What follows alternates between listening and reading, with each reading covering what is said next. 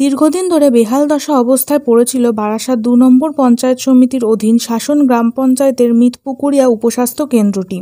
আজ তারই পুনঃসংস্কার ও আধুনিকীকরণের জন্য সরজমিনে পরিদর্শনে এলেন উত্তর ২৪ পরগনা জেলা পরিষদের সভাধিপতি নারায়ণ গোস্বামী। উপস্বাস্থ্য কেন্দ্র পরিদর্শনে এসে তিনি উপস্থিত সমষ্টি উন্নয়ন আধিকারিক, স্বাস্থ্যকর্মী, পঞ্চায়েত প্রধান, উপপ্রধান ও সরকারি আধিকারিকদের সাথে দীর্ঘক্ষণ বৈঠক করেন। বৈঠক শেষে তিনি আশ্বাস দেন, খুব শীঘ্রই এই উপস্বাস্থ্য কেন্দ্রটি সংস্কার হয়ে মানুষের পরিষেবায় নিয়োজিত হবে। তিনি আরও বলেন, রাজ্যের মুখ্যমন্ত্রী যেভাবে উন্নয়নের ধারাকে ছড়িয়ে দিচ্ছেন তারই অঙ্গ হিসেবে এই উপস্বাস্থ্য কেন্দ্র আগামী দিনে সমস্ত রকম পরিষেবা নিয়ে এই অঞ্চলের বুকে এক দৃষ্টান্ত প্রতিষ্ঠিত হবে। উক্ত অনুষ্ঠানে উপস্থিত ছিলেন উত্তর ২৪ পরগনা জেলা পরিষদের সভাধিপতি তথা অশোকনগর বিধানসভার বিধায়ক নারায়ণ গোস্বামী, বারাসাত ২ নম্বর সমষ্টি উন্নয়ন আধিকারিক শেখর সাই, উত্তর ২৪ পরগনা জেলা পরিষদের সদস্যা সাবিনা খাতুন, মমতা সরকার, পঞ্চায়েত সমিতির সভাপতি মনোয়ারা বিবি, প্রাক্তন সহসভাপতি মোহাম্মদ ইফতিকার উদ্দিন, শাসন গ্রাম পঞ্চায়েতের প্রধান মৌসুমী ঘোষ, উপপ্রধান জিয়াউল ইসলাম, পঞ্চায়েত সমিতির কর্মাধ্যক্ষ আসেদ আলী মল্লিক, দাঁতপুর গ্রাম পঞ্চায়েতের প্রধান মনিরুল ইসলাম মনি, উপপ্রধান আব্দুল হাই সহ বিভিন্ন পঞ্চায়েতের সদস্যা ও বিশিষ্টজনেরা। উক্ত অনুষ্ঠানে এলাকার দুস্থ মানুষদের হুইলচেয়ার বিতরণ করা হয়। এছাড়াও দাঁতপুর গ্রাম পঞ্চায়েতের উপপ্রধান আব্দুল হাইয়ের ঐকান্তিক সহযোগিতায় অনুষ্ঠানে উপস্থিত বিভিন্ন স্কুলের ছাত্রছাত্রীদের স্কুল ব্যাগ উপহার স্বরূপ প্রদান করা হয়। উক্ত অনুষ্ঠানকে ঘিরে এলাকাবাসীর উপস্থিতি ছিল চোখে পড়ার মতো। দীর্ঘক্ষণ অপেক্ষা করছি যার বক্তব্য শোনার জন্য। এলাকার সমস্ত মানুষ এখানে অধীর আগ্রহে অপেক্ষা।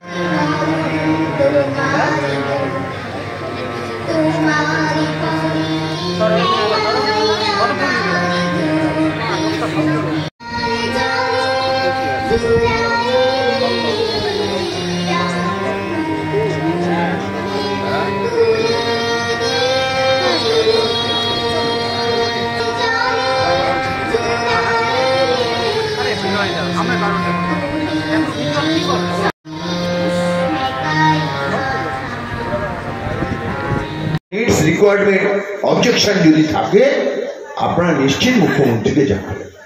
আর আমরাও জেলা পরিষদ, পঞ্চায়েত সমিতি, পঞ্চায়েত মিলেমিশে কাজ করছি। আমি আরো যদি প্রধানকে বলবো, উপপ্রধানকে বলবো, আরো যদি কোনো বড় রাস্তা খারাপ পুরো থেকে থাকে আপনারা মিটিং করে আমার কাছে দিতে পারেন, আমি জেলা পরিষদের টাকা দিয়ে সেই কাজ করে দেব। এরপরে মনে হয় কিছু এবং উন্নতিকল্পে জেলা পরিষদের মাননীয় সভাধিপতি নারায়ণ গোস্বামী মহাশয়ের পরিদর্শনমূলক যে সভাটা আজকে আমরা এখানে করতে চলেছি, আমরা এখনই তাকে শাসন গ্রাম পঞ্চায়েতের পক্ষ থেকে পুষ্পস্তবক এবং প্রিয় পরিধানের মধ্যে দিয়ে বরণ করে নিচ্ছেন। সবাই জীবন করবেন বিরোধনের জন্য। এরপর আমাদের পাউ সাহেব আছেন, পাউ সাহেবকে বরণ করে নেবেন আমাদের আসাদুল।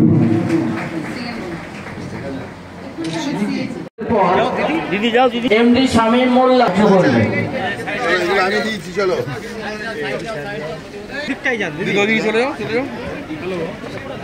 এমডি শামীম মোল্লার হাতে হুইল চেয়ার তুলে দিচ্ছেন নারী ও শিশু উন্নয়ন কর্মচারী জাহানারা বিবি।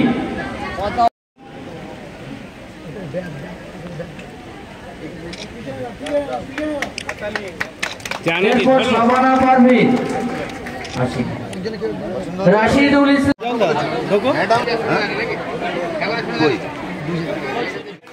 বাকি আব্দুল হাই মহাশয়কে আজকে আমরা যে উপহারগুলো আমাদের বোনদেরকে দিচ্ছি সেই উপহারগুলো আমাদের মধ্যে প্রদান করেছেন দাঁতপুর অঞ্চলের উপপ্রধান আব্দুল হাই মহাশয়। সাবিয়া খাতুনকে তুলে নেবেন পঞ্চায়েত।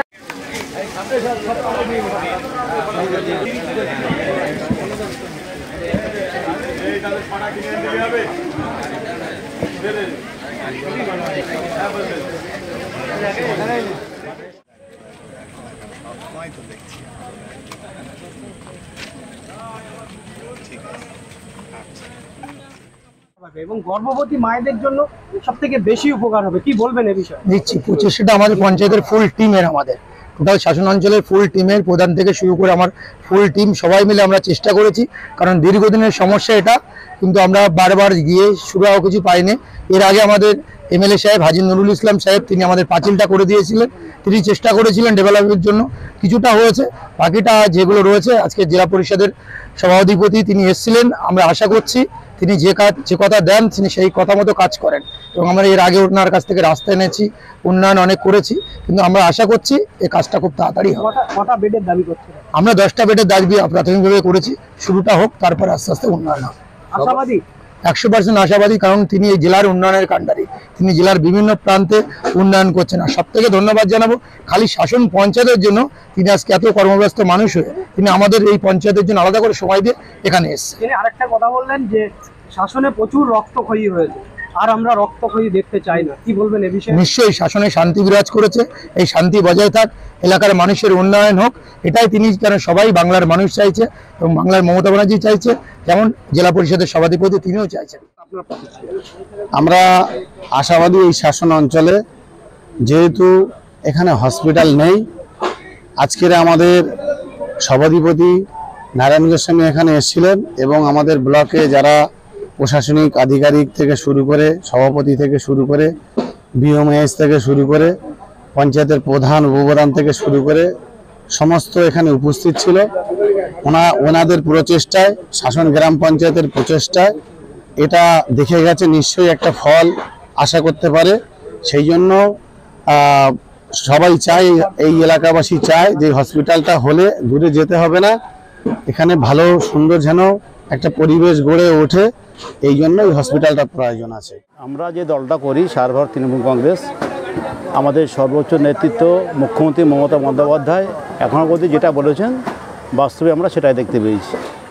সভাধিপতি আমাদের জেলার উনি প্রশাসনের একের মুখ্য জায়গায় আছেন, প্রথমেই ওনাকে ধন্যবাদ দেব। একটা ব্যস্ত মানুষ, একটা নির্দিষ্ট গ্রাম পঞ্চায়েতের জন্য উনি যে সময় ব্যয় করেছেন, এবং পাশাপাশি এখানে উনি সরজমিনে তদন্ত করে যে বিষয়গুলো এখানে উল্লেখ করেছেন, উনি সিএমএইচ এবং এডিএম ডেভেলপমেন্টের নেতৃত্বে একটা টিম পাঠাবেন উইদিন 1 উইক। তারপর এখানকার ডেভেলপমেন্টটা কী ধাঁচের হবে তারপরে আমরা জানতে পারবো। তো এটুকু আমরা খুব আশাবাদী, কারণ যে মানুষটা আজকে এখানে কথা দিয়ে গেলেন, কমিটমেন্ট করে গেলেন, তাঁর কথার দাম আছে। ইতিপূর্বে তিনি যে কথাগুলো আমার ব্লক এবং শাসন অঞ্চলে করেছিলেন, আমরা তার ফল পেয়েছি, এবং 100% আশাবাদী যেহেতু আমরা তাঁর কথার বাস্তব রূপ দেখতে পাবো। দেখলেন, ভিডিও ছিলেন, এখানকার ডাক্তার ছিলেন, কথা বললেন, কি মনে হলো, কি প্রয়োজন আছে এই মুহূর্তে? এখানে পাকাপাকিভাবে একটা ছোটোখাটো হাসপাতাল দরকার, যেখানে রুগীরা ভর্তি রেখে 24 ঘন্টার চিকিৎসা হয়, প্রসূতি মাদের ডেলিভারি এখানে হয়, নর্মাল হোক সিজারে হোক, সমস্ত ডেলিভারি যাতে হয়, মোটামুটিভাবে খুব ক্রিটিক্যাল না হলে চিকিৎসা যাতে হয় সেটা এখানে দেখা দরকার। বেড আছে কিন্তু সেইভাবে ইনফ্রাস্ট্রাকচার রেডি নেই। আমি 1 সপ্তাহের মধ্যে জয়েন্ট ইন্সপেকশন টিম পাঠাবো, ডিএম সাহেবের সাথে কথা বলে, সিএমএইচের সাথে কথা বলে, আশা করছি 1 সপ্তাহ মধ্যে তারা ইন্সপেকশন করে আমাকে রিপোর্ট দেবে। তারপরে পরবর্তীকালে আমি রাজ্যের স্বাস্থ্য সচিব নারায়ণ স্বরূপ নিগম আইএস তার সাথে, এবং আমি মুখ্যমন্ত্রী দৃষ্টিতে আনবো। আমি নারায়ণ গোস্বামী মানে বিইংয়ের সভাধিপতি অত্যন্ত নিষ্ঠার সঙ্গে করি, এটা মুখ্যমন্ত্রীর নির্দেশেই করি, এবং লোকের এরকম ধারণা আছে আমি যে স্পটে যাই সেই স্পটে যেটুকু দরকার হয় সেটা তৈরি হয়ে যায়। নিশ্চয়ই হবে। আমার গাড়ির ওপরে যদি এসে আপনি পড়েন, আমি ফোঁস করবো না? আমি তো আর রামকৃষ্ণ সেবা মিশনের ছাত্র নই, ফোঁস করার অধিকার আমার আছে।